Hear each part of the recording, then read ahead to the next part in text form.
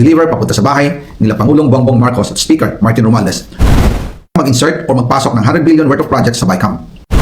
Sana po ay hindi nila ako mapatay bago ko mailabas ang lahat. Ginawa ko lang ang utos sa akin, pero ngayon, handa na akong harapin ang lahat. Ginagamit ng administrasyon ang buong resources ng bansa para tumahimik ako. That he will shoot me if I will talk.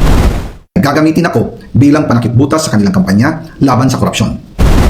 Hindi na ako mananahimik, ilalabas ko ang lahat ng katotohanan. May resibo, may ebidensya, at may pangalan. Para sa bawat Pilipino, alam ko na buo ang galit ninyo sa akin ngayon. Nauunawaan ko rin kung bakit, lalo na at malaki ang halagang nakataya. Pero bago kayo humusga, hayaan ninyong ipaliwanag ko ang buong katotohanan. Matagal akong hindi nagsalita dahil may direktang utos sa akin. Huwag nang bumalik ng Pilipinas at manahimik na lamang. Umalis ako noong July 19, 2025 para sa aking medical check-up. Nakaplanong bumalik pagkatapos ng SONA ni Pangulo. Pero habang papauwi na ako, tinawagan ako ni dating Speaker Martin Romualdez at sinabihan, "Stay out of the country. You will be well taken care of as instructed by the President." Noon naniniwala pa ako sa kanila, kaya't hindi ako bumalik. Tumikom ang aking bibig, sumunod ako, pero ang hindi ko alam, ang ibig pala nilang sabihin sa aalagaan ka namin ay gagamitin ako bilang panakipbutas sa kanilang kampanya laban sa korupsyon. Ginawa nila akong poster boy ng kanilang sariling kasinungalingan. Ngayon, hindi na ako mananahimik, ilalabas ko ang lahat ng katotohanan. May resibo, may ebidensya, at may pangalan. Nagsimula ito nung tumawag si Sekmina, pangandaman sa akin, nung nag-umpisa ang BICAM process last year, 2024. Ang sabi niya, katatapos lang ng meeting nila ni Pangulo at may instructions na mag-insert o magpasok ng 100 billion worth of projects sa BICAM. At sinabi pa ni Sekmina, you can confirm with Yusek Adrian Bersamin dahil magkasama sila sa meeting ni Pangulong BBM noong araw na yon. Tinawagan ko po agad si Yusek Adrian Bersamin at tinanong ko kung may instruction na ba ang Pangulo na magpasok ng 100 billion during their meeting. Ang sabi niya ay totoo nga po. Right after our conversation, tinawagan ko po si dating Speaker Martin Romualdez at nireport ko ang instructions ng Presidente to insert the 100 billion projects.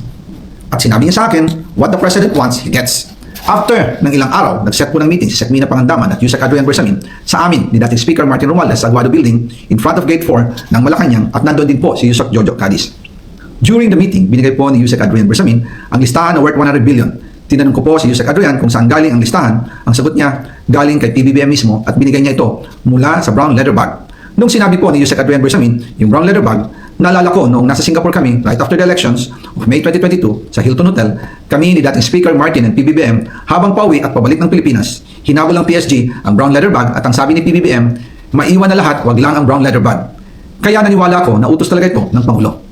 Pagkatapos ng ilang araw, I informed sina dating Speaker Martin Romualdez, Sekmina Pangandaman, Yusek Adrian Bersamin, and Yusek Jojo Cadiz na kung pwede 50 billion lang ang ipasok sa program funds dahil so sobra ang DPWH funds versus sa DepEd. In practice, hindi pwede na mas malaki ang budget ng DPWH kaysa edukasyon. And yung balance na 50 billion, ilagay na lang sa unprogram funds for the 2025 budget. Dahil Office of the President din ang nagre-release ng lahat ng unprogram funds. Pagkatapos ng isang araw, tinawagan ako ni Sekmina at sinabi ang mensahe ng Pangulo, ipasok ninyo yan dahil pinangako na sa akin ni Speaker Martin yan at hindi na pwedeng baguhin. Kumbaga, ang utos ng hari hindi pwedeng mabali. Again, I informed the Speaker and asked clearance about the instructions ng Pangulo at ang sabi niya, wala tayong magagawa. Kaya po nagtataka ko kung bakit sinasabi ni Pangulo na hindi niya makilala ang budget samantalang lahat na binawas at dinagdag sa mga ahensya ng gobyerno ay humihingi ng approval sa kanya si Sekmina Pangandaman.